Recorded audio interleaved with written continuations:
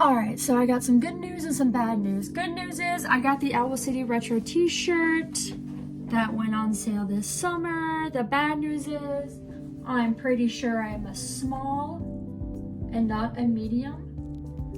But what can you do?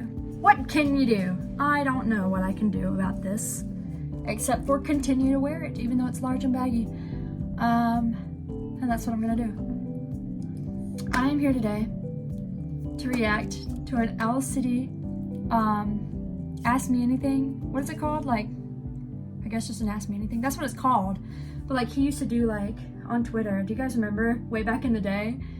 He would do like hashtag Ask Owl City. I don't know. I actually don't know if that's true. I just remember he used to do like Twitter questions. Like he would answer Twitter questions on Twitter, like way back in the day. And I think I asked him like, what color is your toothbrush or something, and he never answered my question. So, but anyways, so he did a Ask Me Anything in the Owl City Discord, but I listened to a few minutes of it this morning, and then I thought, no, let me stop and let me record it.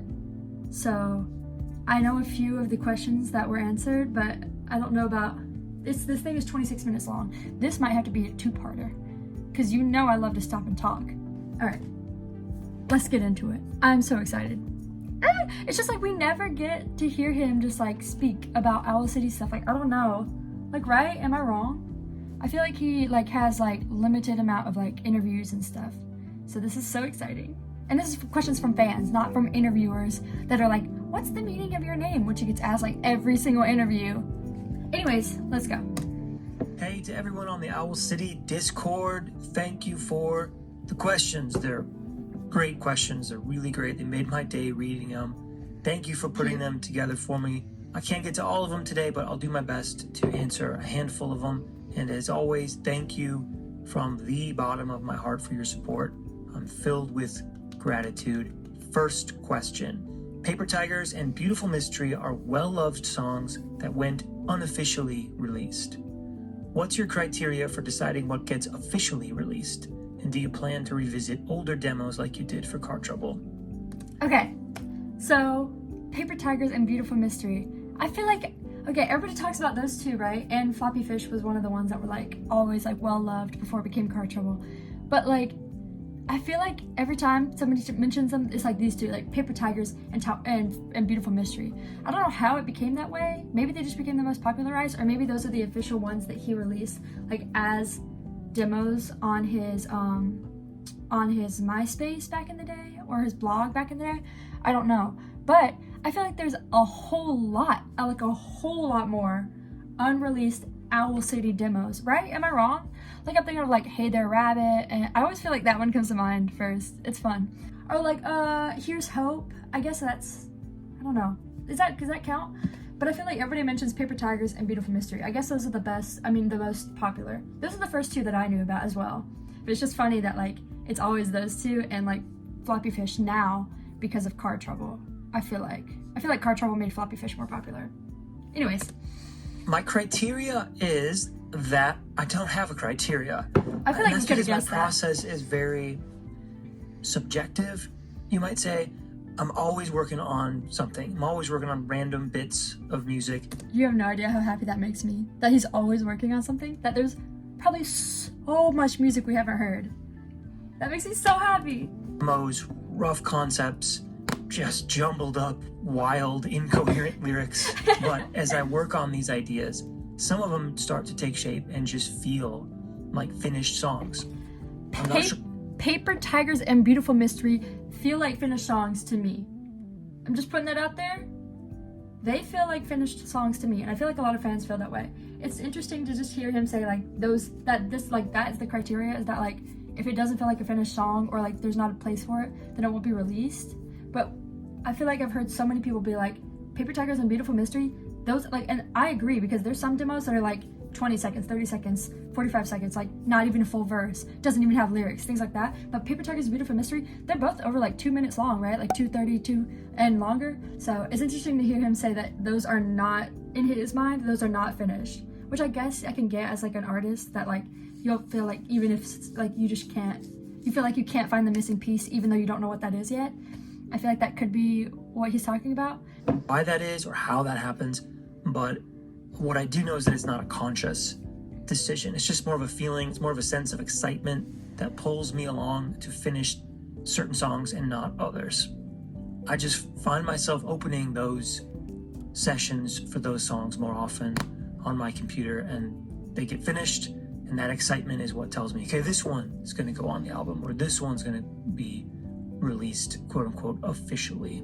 That's true. I like that he said quote unquote too, because like officially, you know what I mean? Like, because I feel like with Owl City or with Adam Young, there's so many things that are considered, like, we consider them unofficial because they're not on Spotify or not on Apple Music, but they still exist. And what makes something official? You know what I mean? I feel like I said, you know what I mean, way too much. I'm gonna stop saying that. So for Paper Tigers and Beautiful Mystery, I wrote those. I really liked them, but I didn't know what to do with them. It's hard to describe. I just thought to myself, okay, these are cool, but where do they fit? I just posted them online, and I kind of forgot about them, to be honest. That laugh in the middle was cute. But also, he forgot about them. I wonder how many projects he's forgot about, you know what I mean? But it's amazing to know that people discovered those songs, they heard those, they enjoyed them, and they're still asking me about those years later, those two songs years and years later. That's so cool for me. That truly is mind-boggling. I love it. I hope he knows that his fans are never gonna stop asking about those unreleased songs. Like, I hope he knows that, like, I'm not even just talking about those two. I'm talking about, like, all of the things, you know what I mean? Like, the whole list of them. I feel like fans are never gonna stop asking about it, because it seems like a huge mystery to us, right? We just, especially for me, I just, like, stumbled upon more and more and more and more and more Adam Young music and Adam Young projects and stuff that's like, oh, is it Adam? Wait, is that Adam? Like, I can't even, like, it feels like Adam, it sounds like Adam, but we don't even know. Y'all know what I'm talking about? Like, some things that are on Spotify, like Color Therapy. I feel like I'm spoiling. Like, I feel like I can't say that because I feel like I'm spoiling. I can never figure out if I want to, like say, like, everything, like, Color Therapy, like, this, or if I want to be like, no, it's a secret. You got to find it out yourself. You got to know, you got to go know, because I can't just give it to you. I just didn't want to say Color Therapy. I'm deciding to put it in. But I didn't want to say it because I didn't want to spoil it for you. If you're like a Owl City, just an only Owl City fan, or like you're just getting into Owl City or something like that, I kind of want it to be like a discovery for you too. So that's why sometimes I'm afraid to say things that are like secrets, Owl City secrets, because I don't want to spoil it. Anyways, what was it? I don't even remember why I paused the video. Let's hit play. Car Trouble has its own kind of interesting story as well. So back in 2008, I didn't know this. I heard this earlier. I did not know this. A 30-second jingle for a car commercial, but the company didn't end up using what I pitched to them, this 30-second demo, and I didn't know what to do with it. I tried to finish it really hard, and it just wasn't working. So I just saved it, and years later I posted it online as a demo, just thinking, maybe somebody will find this interesting. This is crazy to me. I had no idea this was the backstory of Floppy Fish, and now the name Floppy Fish, oh my god, I just kicked something over. I'm so sorry. Now, the name Floppy Fish makes so much sense. It was a flop. Are you understanding what I'm saying? It was a flop. He literally tried to write this 30-second car commercial, which, by the way, what company is that? I don't know why I'm acting like I'm gonna fight them or something. And it flopped. So then it was called Floppy Fish. That's so funny. That's really funny to me. Maybe over the years, he said maybe somebody will find this interesting. Yeah, only like everyone. Only like millions of people who thought about it on the daily for like years and years. Just like the other two, so many people have asked me about that demo, and it was really surprising, So then in 2024, I was going through old ideas that I'd written from years prior, and I thought, oh, I know how to finish this song. He's very cute. Like, it all made sense to me all of a sudden.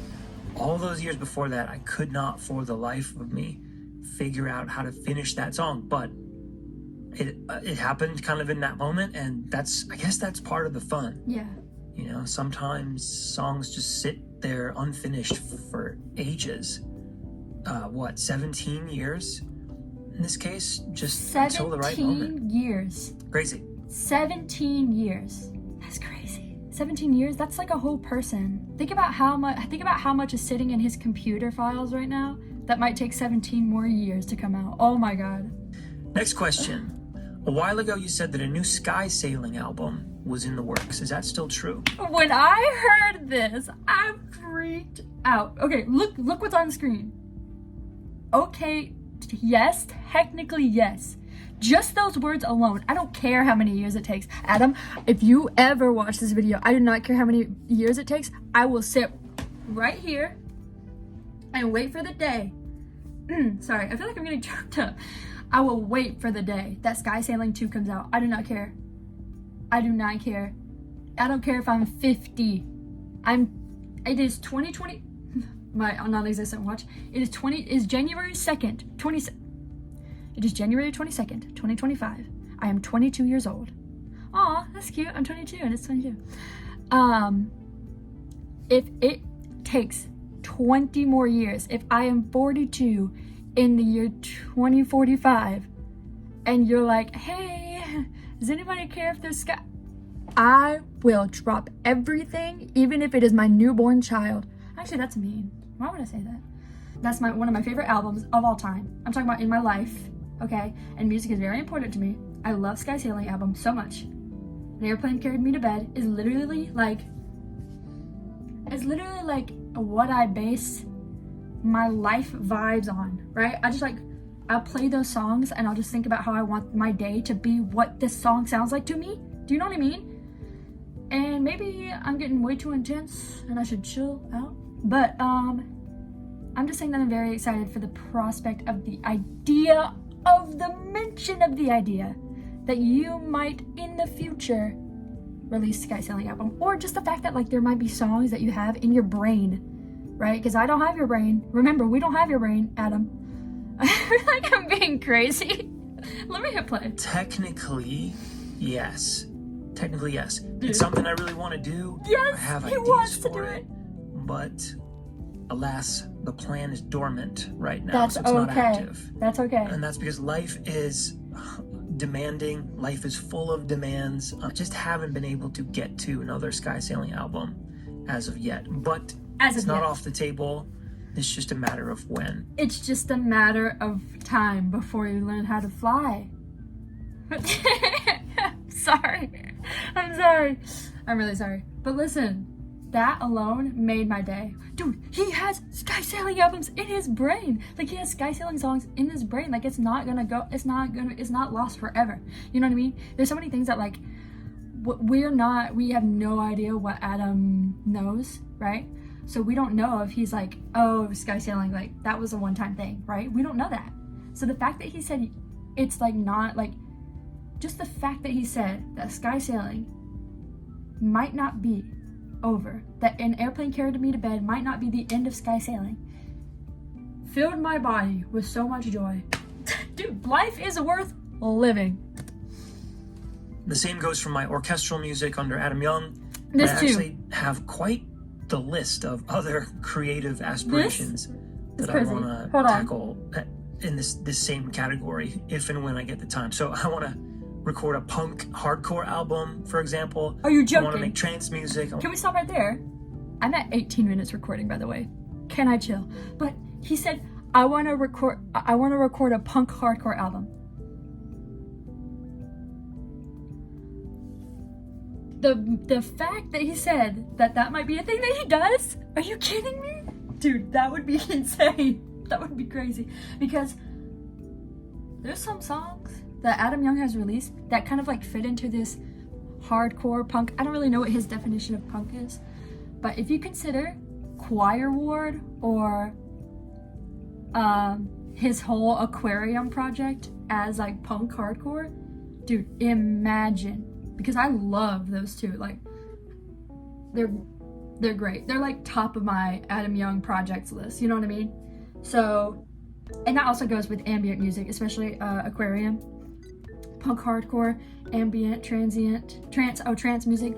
Like, that kind of fits into the Aquarium project a lot, so just the fact that he said that is like crazy. That's crazy.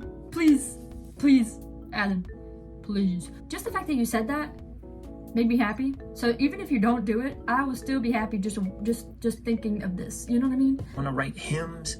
I want to score films and video games. Please score films and video games. Production for other bands, mixing for other bands. There's all kinds of things I want to do. What other bands, Adam? For now, Owl City's my priority, and sky sailing remains on the list, though. I want to live to see the day that he announces, not even that the album goes up, I want to live to see the day that he announces Sky Sailing 2. You know what I mean? Okay. Are there any subtle details or hidden messages in your songs that listeners rarely pick up on, but are meaningful to you? Absolutely. I love recording my own sounds. I knew that much. So field recordings, Foley sounds, objects from everyday life. Yeah. Y'all remember when he released that video of how he made, it was one song, but it's on Adam Young's YouTube channel. But he literally went through and was like, this is a green pepper. Whoosh, like this is me ripping apart a green pepper. It was just like him describing how he got all those sounds. It was super cool. Anything around you at all times you can use to make a sound. On or off, whatever it is, it can make a sound. Yeah, that idea is really cool to me. I record stuff like that, and then I cut those sounds up into usually tiny layers, short samples or drum samples usually is how they end up, and then I use those in my songs. I might zoom way in on a sound, clip a tiny portion of the waveform out, and then loop that over and over so it makes a tone. That's crazy. Or a pitch, and then that becomes a playable synth patch, just like any other synthesizer patch. And that's really cool to me. I thought he was going to talk about like how lyrics or something are meaningful to him, but this is cool too. Well, totally unnecessary for anyone else to know or to understand that this is what you're hearing. But for me, it's like keeping a scrapbook or a journal, but with audio, and it makes it really meaningful to me. That's so cool because he can go back and like listen to a song and be like, oh my god, remember when I had that thing that made that sound, and I don't even have that anymore, but I can hear it in this song. That's dope. That's really dope. What was your favorite moment from the To the Moon tour? Okay, I was invited to play at SeaWorld in Florida, in Orlando. Never been there before. Always wanted to go. And the stage there is amazing. Big stadium-style seating. I'm reading ahead. I need to stop. Beautiful ocean-like water scene that stretches way out in the background. And it felt like the stage is floating out in the water from where you're sitting in the I wish crowd. I was there. That would be nice. And there was a part of this show I was in Atlanta near the end of the night where I was up there just shredding on the guitar, just over the top. I think this is the part of the tour where he gets on I think he like stands on top of it's I think it's Learn How to Surf. He might be talking about this, I don't know, but I think there's a part where he goes in Learn How to Surf where it's like and he stands up on a chair and plays the guitar solo.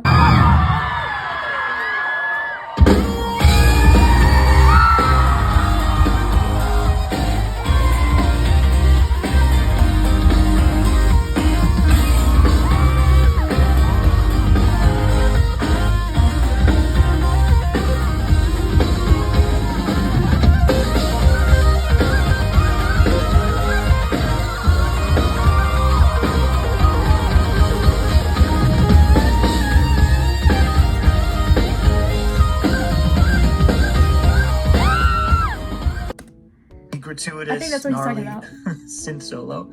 And the SeaWorld staff had given my lighting guy, the guy who travels with us to run the lights, I just read ahead. control of these massive lighted water fountains in the park. No way. These are built in out in the water, out beyond the stage, and they can shoot water through the air in these amazing displays of colors, and they can do I've all seen kinds one of of these water shows before. And my lighting guy had his finger on the button, and he saved those fountains until the end of the show during this moment, during this synth solo. And so I just had this surreal internal moment, private moment with myself, standing on top of my piano in front of a huge crowd, playing a solo on a guitar at SeaWorld. I'm outside, it's 9 p.m. on a beautiful spring night in Florida. The wind is whipping through my hair. The stage lights are going crazy. Wow. People going crazy, screaming, having the time of their lives.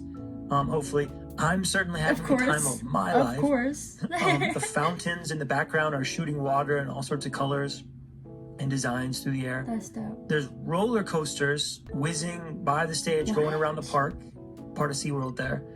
And okay, so then get this. Kennedy Space Center and No way there's gonna be more. Canaveral are off to I the just saw. east of us. We're in Orlando.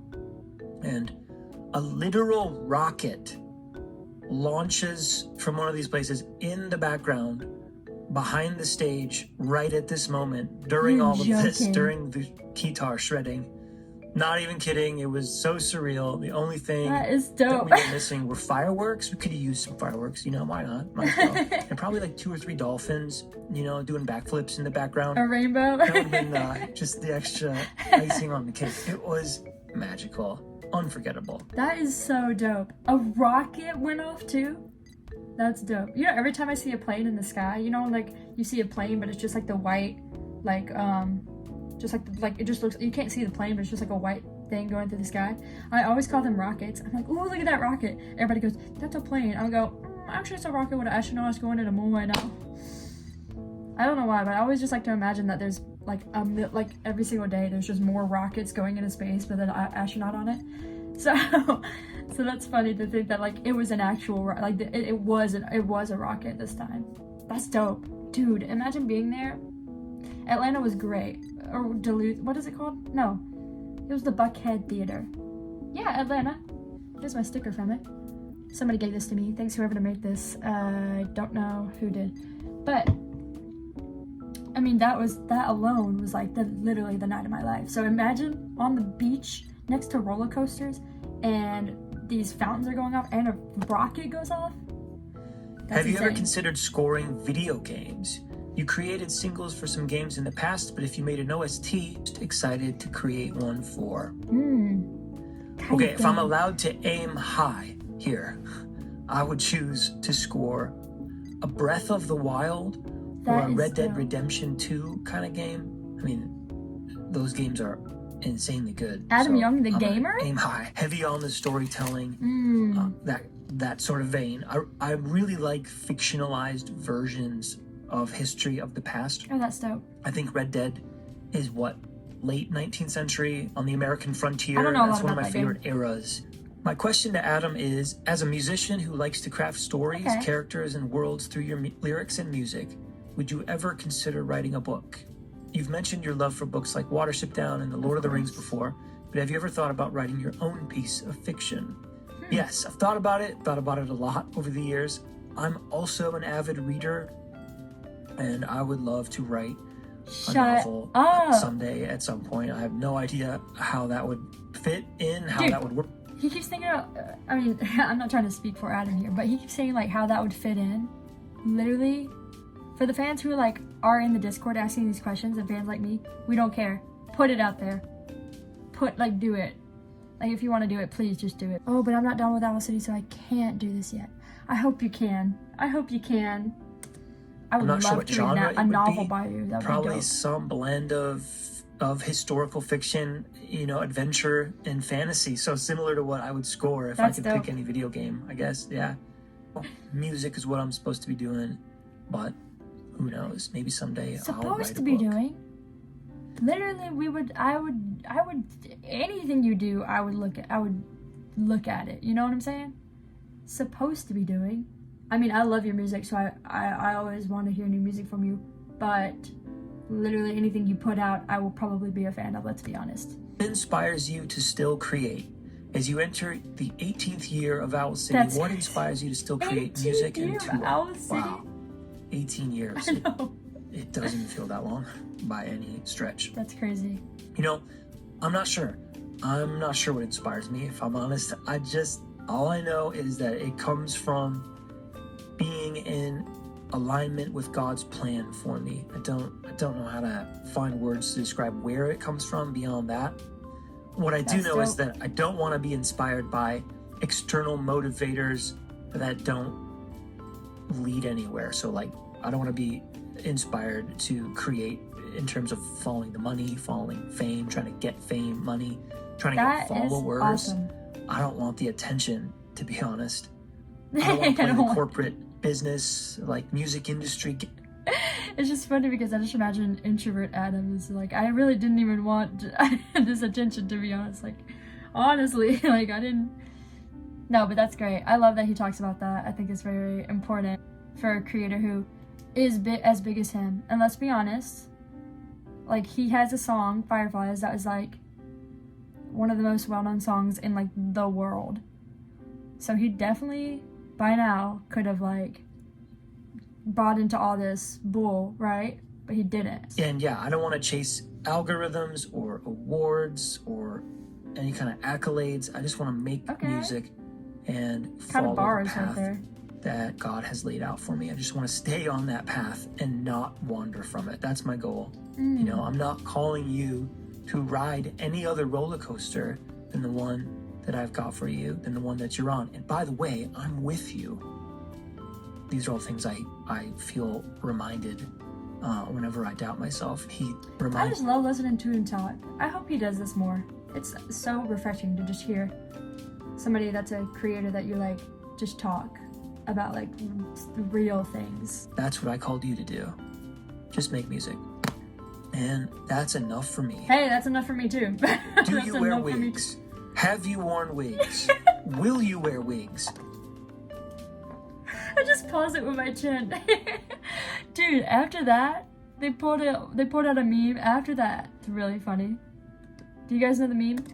When will you wear wigs? So does he know? Okay, this he is does. a reference Surely to he a did. hidden Easter egg in the Lord of the Rings DVDs, the Peter Jackson films, where Dominic Monaghan, who plays Merry, pranks Elijah Wood. That's so good.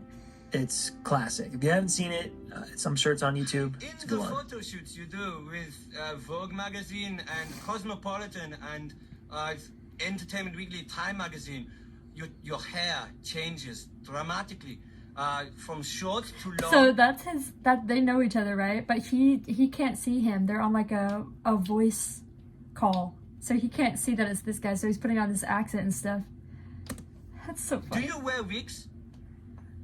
No, I do not. Have you worn wigs? No, I have not. Will you wear wigs? Maybe. When will you wear wigs? Hey Adam, how long did it take you to make Coco Moon from the very first song you started writing for it to the final touches you added to the production of the last song before sending the album off? I'm gonna guess there's been songs that is on Coco Moon that's been in the works for like upwards of 10 years. I'm gonna guess. Now, I could be wrong, obviously, because I'm guessing, but I just feel like Adam, from what I've heard of him, like he has he works on a song and then he'll leave it and then he'll come back to it. So I bet that I want to know like what's the oldest song released. Ooh. I've always been interested in the artistic process of musicians and would love to know yours regarding this album. Also, do you remember what the first and last song you completed for it was? Dude. Yeah, again, my process is it's weird. It's a little weird. It's a little scrambled. It's a little haphazard, you could say, non-linear, kind of all over the place. Which means a lot of my writing for certain albums overlaps with other albums. And what? So I think, for example, the first song I wrote for Coco Moon was Adam Check Please. And I wrote it back in, I want to say 2017, which was before Cinematic came out, the last album before Coco Moon Cinematic. That was 2018. That's crazy. And that's, yeah. Wait, what? The last song for Coco Moon was written in 2023? It came out in March. Dude, that's fast. That's fast. Because it came out in March 2023. That's quick, bro. What did I say? Adam Check Please, 2017. So if it came out in 2013, so what, like 6 years? So, not 10, but within the last decade. I think the last song I wrote for Coco Moon was My Muse in 2023. So I didn't work on Coco Moon exclusively, of course, for all those years. What is that, 7 years? So, but yeah, it's all pretty blurry in my mind. Okay, last question. What are some of your favorite Bible verses and why? Okay, I got a lot of them, but I'll give you 3. One of my favorites is actually John 3:17. So one verse after, probably the most well-known verse in the Bible. Verse 17 says, "For God did not send his Son into the world to condemn the world, but to save the world through him." I wonder That's if important. a lot of people internalize God the Father, as a cosmic like policeman who's sitting up there maybe happily waiting just to punish you, happily waiting for you to do something wrong. He's ready to catch you red-handed, and he's eager to serve you justice. I wonder if a lot of people think that, or internalize God the Father that way, when in reality the Bible says the opposite, and it says that he in fact loves us, each of us, deeply, no matter what we've done. And to show that's what he thinks, he sent his son to earth as a human being, as a man. He came not to condemn the world, but to save it. And that took me years, honestly, to internalize what that really means. Next verse, Philippians 4:6-7. Do not be anxious about anything. I knew it. But in every situation, by prayer and petition, with thanksgiving, present your requests to God, and the peace of God, which transcends all understanding, will guard your hearts and your minds in Christ Jesus. Don't be afraid. The Bible is, of course, replete with that phrase, that command, don't be afraid, do not be afraid. It's all over the place. The fear comes just in all shades, anxiety. But for me, this verse is medicine for that. It's salve on the wound. Don't be anxious. Almost by default, from my shoes, I subconsciously assume that I have all the information from my perspective, which of course I don't. Of course I don't have all the information. I can't, because I'm not God. If I demand that my suffering make sense to me, that's just going to grow anxiety fruit. And I don't want that. What's amazing is that we can know what the fruits of the Spirit are, because the Bible tells us what they are. Love, joy, peace, patience, kindness, goodness, faithfulness. I remember in when I used to go to children's church, there was a song called The Fruits of the Spirit, and it was like, love, joy, peace, patience, kindness, goodness, faithfulness, gentleness, and self-control. Love, joy, peace, patience, kindness, goodness, faithfulness, gentleness, and self-control. It's so funny that those songs that you do a couple of times when you're a kid just stick with you, because I haven't listened to that song in years, but for some reason when he started reading this, I started to hear it in my brain. It's so funny how music will just stick with you years later. Last one, okay. 2 Corinthians 12:9. But he said to me, my grace is sufficient for you. My power is made perfect in weakness. Therefore I will boast all the more gladly about my weakness, so that Christ's power may rest on me. This one's been massive for me in the last couple years, and it walks closely hand in hand with the last verse about not being anxious. I'm the type of person who likes to understand things. I'm interested in how things work. I like to figure things out. I like to solve problems, and I like to fix things. But of course, there's so much in life that I cannot fix. I can't even come close to. There's so much I don't have control over. And letting go of that desire for control is the journey. Yeah, I think especially as an actress too, doing auditions and stuff, that can really become a problem when you're I'm doing all these auditions and I can't control that, I'm not what they need. But it sucks to not be what somebody needs when you've practiced and thought about an audition for weeks and that's all you think about, and then it comes of nothing. It's bruh, but I did all this work. I think I'm in control half the time, but of course I'm not. I'm very, very weak. But I can actually brag about that weakness. It's crazy, because Jesus' power can use that weakness for his glory. And even though I can't see the upside to it, and I just want to solve the problem, that's the truth, that Jesus can use what seems to me just this horrible weakness for his glory. He is enough. That's this verse. Such a good verse. That one's really given me a lot of hope in the last few years. So, I am so glad that he is able to just talk about this and really be himself. You know what I mean? I feel like some huge artists just want to hide everything in their personal life, even the important stuff that makes them who they are. You know what I mean? And Adam really isn't like that. Like he really, it not only does it make a better connection for his fans, but it's just really like uplifting and positive and like hopeful for all of his fans, I feel like. So I'm really glad that he just doesn't try and hide or shy away from who he is and what he believes in, because I feel like a lot of artists, even if they do have the same beliefs as Adam or whatever, like they would just not even talk about it, or they would be like, they might mention it once but like never, like he, like every concert he has like Christ is Lord on his like piano, you know what I mean? Yeah, that's it for now. Thanks again for your questions, you guys. I know I didn't get to all of them today, but I read them all and they just brightened my day. I want to Thanks read so the much. rest of them. See ya. But yeah, that was the Owl City Ask Me Anything. So interesting. I love hearing him talk about his music or about himself or his life. I just love it so much.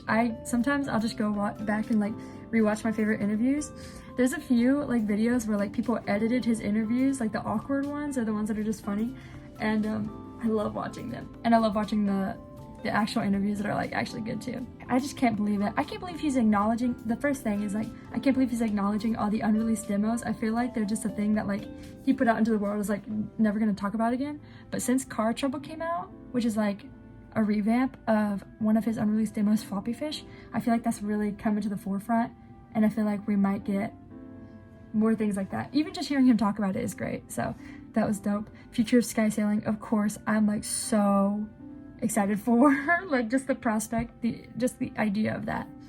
Hidden details and songs, I love that one video of him breaking down all his sounds. I'm gonna link it. It's pretty good. You guys should go watch it for real, because it's really interesting. I wish he would do that with more songs. He's done it with Fireflies and with one other song. I can't remember the name of it, but it's one of his Adam Young Scores pieces. We don't really get to hear him just like talk a lot. Like he did that one kind of, no, not really a Q&A. I guess like it was like a hint, or like a, what do you call it? Before the Coco Moon album came out, he did like a live, not like, it was like a live stream, but I think it was pre-recorded. But he like broke down, like he played some of the songs without the lyrics, and he like broke down some of the songs and stuff. So I love things like that. I feel like there needs to be a playlist of like Owl City videos to watch when you've already listened to all his music 3 times. And that's gonna be on there. But yeah, I hope you enjoyed this video. I hope you enjoyed this video. Go watch this video and give it some love. I'm gonna like it. Do you think I should do a video breaking down like all his projects? I feel like I know a lot about it, but also I kind of want to leave it like a mystery for new listeners to just like discover. It's really not that hard to find it, you know what I mean? But it's also like you just don't know a lot about all the projects he's done until like you find them, you know what I mean? So I don't know, let me know if you want like a full Owl City projects breakdown or like timeline or something. I'm pretty sure I could do a video like that. Anyways, just yeah, let me know if you liked this video, if you want to see more like it, or if you want to see. I'm also thinking about doing a video ranking like my Owl City albums or like all my Owl City songs. So yeah, let me know if you want, which video you want, if you want one of those. Yeah, but thanks for watching. I hope I'll see you more in the future with more Owl City news. And take one last look at my shirt because it's dope. And I'll see you, yes, halfway through the video, I did close my closet door. We don't have to talk about it. All right. Have a good day. Goodbye.